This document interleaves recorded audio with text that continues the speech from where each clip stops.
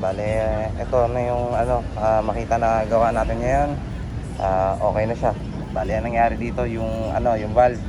Yan, yung valve guide niya na ganyan. Natanggal yung pin.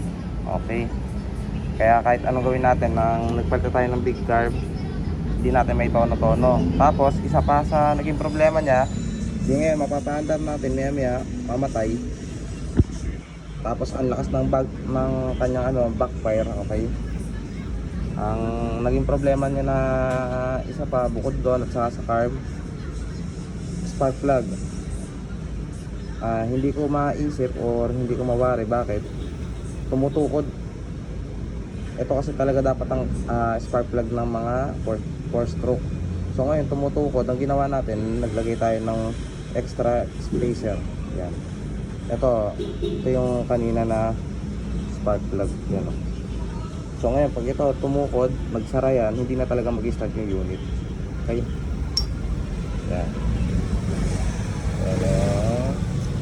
Unit natin. Test tayo. Yan. Okay. Natatamaan ko ito. Yan. Okay lang.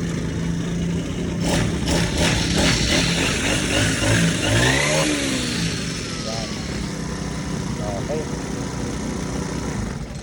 Yan. Hindi natin tinigilan to. Lahat ng problema, naayos na natin. Kasi kanina yan, mag-start lang siya. Tapos, ganoon na uli. At least yan, nabasadaan na natin lahat. Hindi na rin tumutukod yung spark plug. Okay.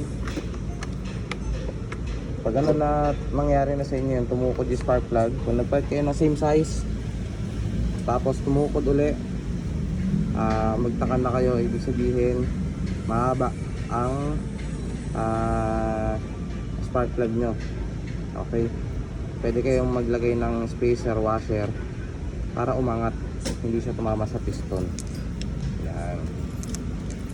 Okay na itong unit natin. Alright.